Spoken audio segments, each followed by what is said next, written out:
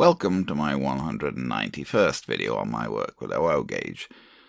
This part will feature another Dublo 3-rail 8F locomotive. I bought this one on eBay UK. The 8F was introduced to the Dublo range quite late in 1958 and was only ever sold in BR livery. I acquired my previous 8F as part of a heavy freight train set and rebadged it to be an L.M.S locomotive myself. This model had already been repainted in gloss black and rebadged and renumbered as an L.M.S engine. I thought that it was worth my while to buy this rather nicely refinished engine, especially as I have a plan that may involve borrowing an 8F tender to run a 3-rail Black 5, but more on that in a future video. When I unwrapped this model from its innermost tissue, this piece dropped out. It's plastic and appears to be a buffer head, although it could be something else. Both buffers were present on the front of the 8F model, and on the back, and in any case they were metal, not plastic. There were also two caps on the tender vents that looked similar, but they were also both present and both metal. So I'm assuming that the plastic buffer piece came from some other model of the vendors and got in there by mistake. I put the new 8F straight onto my 3-rail track and gave it a run. I wasn't all that happy with the result. So here's my new Stanier 8F, 3-rail Stanier 8F. This one came to me refinished as LMS, so I didn't have to do that. I have the other one, this is the second 8F I have. That one over there that's in the station came to me in a train set as a BR 8F, and I rebadged it and renumbered it and whatever to be LMS. But this one, someone else had already done that, so I didn't need to. Unfortunately, it's not a great runner. Let's give it a bit of a run now, and we'll see. Famous last words. Oh, well. Would probably help if I actually switched the direction on. It's not too bad, it's moving. I don't know. But it's kind of grindy. It's kind of, that's 50% power. So it could be worse. I mean, it's moving at 50% power. That is pretty slow and grindy, eh?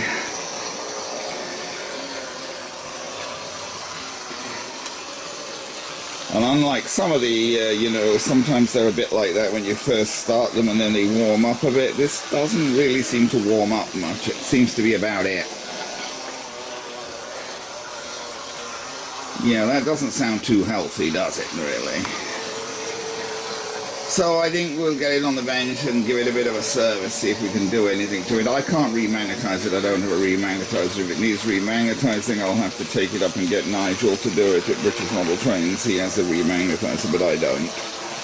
But, there's quite a bit of a smell coming from it as well, which is not that unusual for something that's A, using a fair bit of power, and B, probably hasn't been run very recently. So it's nice looking. They've done a very nice job of refinishing. It's perhaps a bit excessively glossy. I wouldn't have been inclined to make it that glossy myself, but still. It's nicely finished. The decaling's been done well, and it's a good looking loco.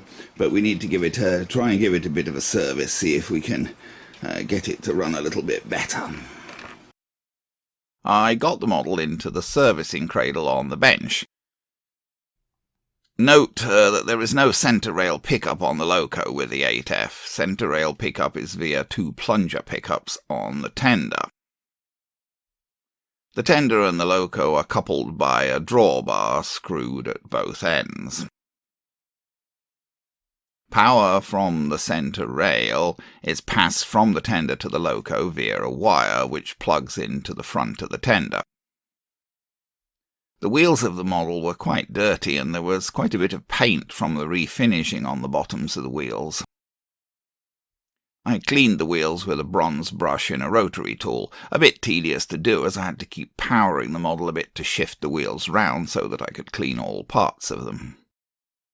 I also cleaned the plunger pickups on the tender with the bronze brush. I unscrewed the drawbar from the loco and unplugged the wire from the tender, allowing me to separate loco and tender. I unscrewed and removed the front pony truck from the loco.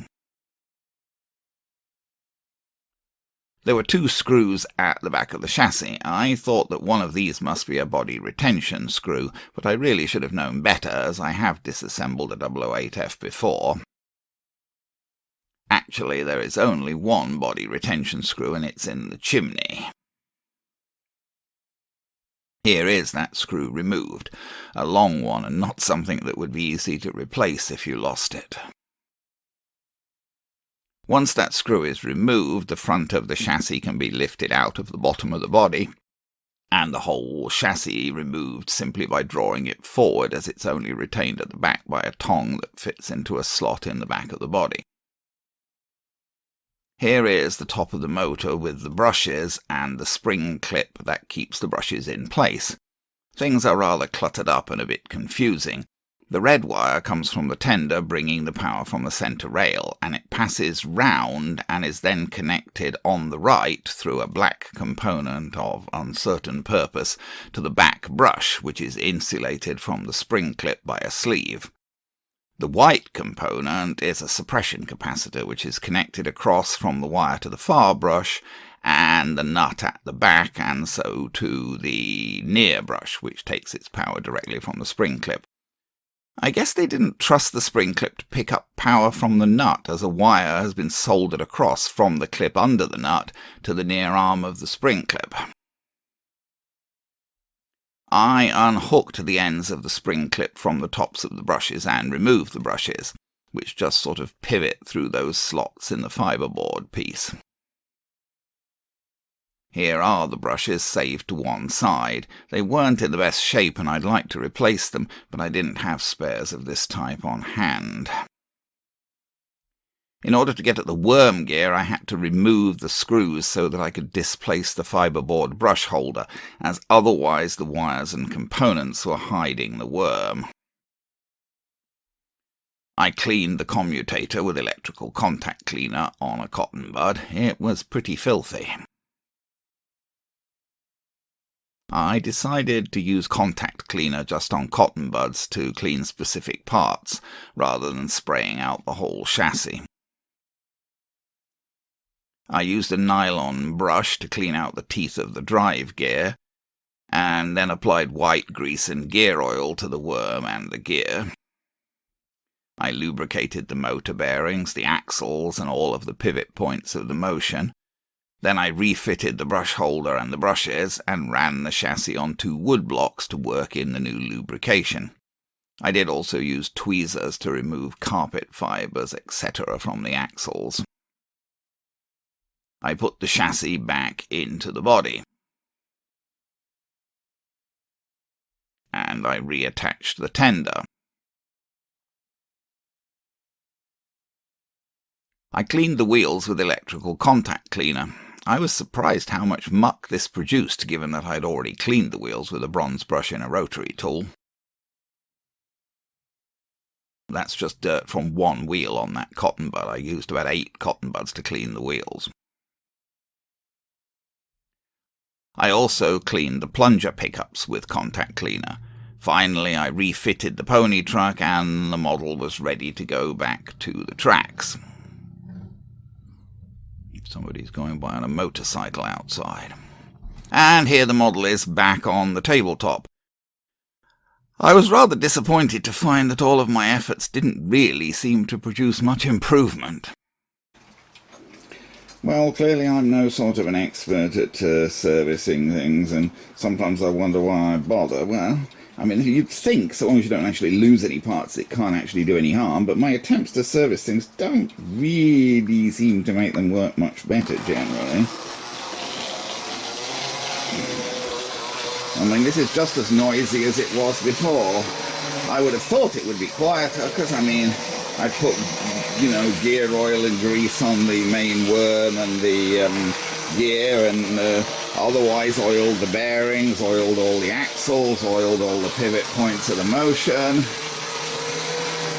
cleaned the commutator and the brushes. Not that's going to stop it being noisy, but that's 50% power. I don't know, that doesn't seem to me much different to it was before I attempted to service it. I mean, it's not horrible. It's kind of noisy. I don't know why it's so noisy.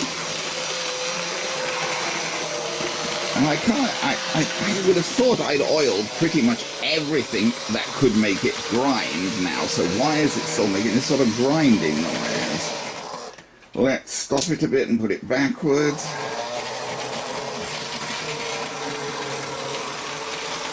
That's 40% backwards. So, I mean, it's going at 40%. It's not stopping. Honestly, if it wasn't making as much noise, I might not think there was much wrong with it, but I really don't know why it's quite so noisy. But anyway, what can you do? I don't know what else to do to it other than taking it and getting it remagnetized, and I don't know, that's really not so much the point. I mean, it's actually running with a reasonable amount of power, it's just that it's very noisy.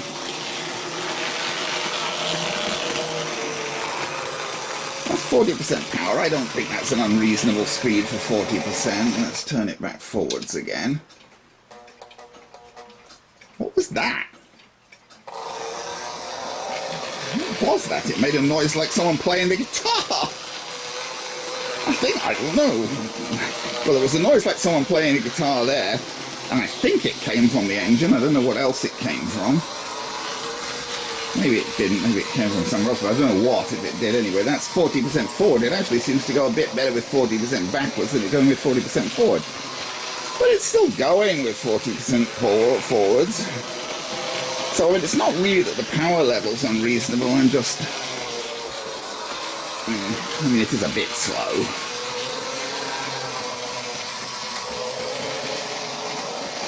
I'm pleased, famous last words to say that, but I'm pleased to say it appears to be going over the points with no sign of threatening to derail and going around the curves. Now, as you may have noticed, if you've been looking at the servicing pictures, there are no flanges on the middle. There's 8 sets of driving wheels, right, and only the front and back set have flanges. So it's only got driving wheels flanges on, you know, 2 pairs of driving wheels, so it's really, from the point of flanges, it's only a 240. It's a 280, but the middle 2 pairs don't have any flanges on, so that's sort of why it can get round the corners, because there shouldn't be any trouble getting around the corners, because it's actually only got 2 pairs of driving wheels with flanges.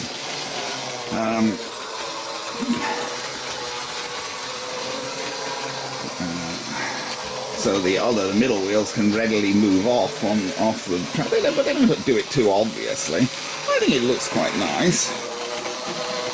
I just wish it weren't quite so noisy, but what can you do? I've done pretty much everything I can think of to do, so it's probably doomed to stay noisy.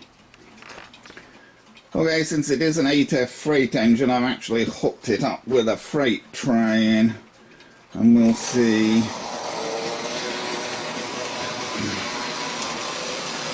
These are not the freest run. Mind you, these are the same wagons, exactly the same wagons I was pulling behind the N2, and the N2 had no problem pulling them. Frankly, the N2 pulled them better than this guy. He's actually getting a bit of wheel slip there, trying to pull them around the corner.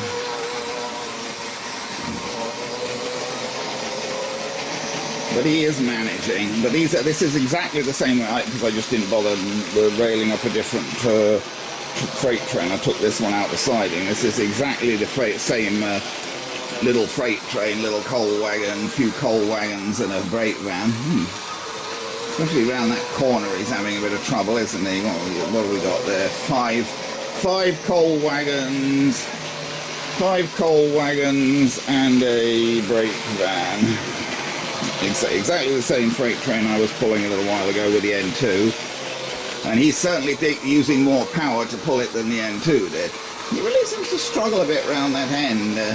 Seems to get a bit of wheel slip as he goes round the end there. Is he getting wheel slip as he goes round this end? Not so much. I don't know why he would get... You'd think the two ends are basically symmetrical, so you'd think if he's going to get wheel slip round one end, he'd get wheel slip round the other end. But, see, yes, it seems to me he's slowing down there. Maybe I just need to clean the track there. Well, I think we'll leave them at that for now.